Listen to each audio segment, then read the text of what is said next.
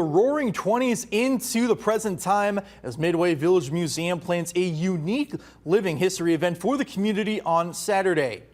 Visitors explored Rockford in the Prohibition era and learned about how the 18th Amendment changed life in the Forest City. This is done through reenactments and historic interpreters in a mock 1920s dry town.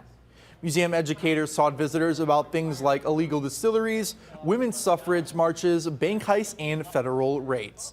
As part of the value of Midway Village, we bring history to life. You come in and you walk into history. So families have a ton of fun. This event formerly was known as Tipsy History, and we've taken it a little bit to the direction of really just focusing on the Roaring 20s.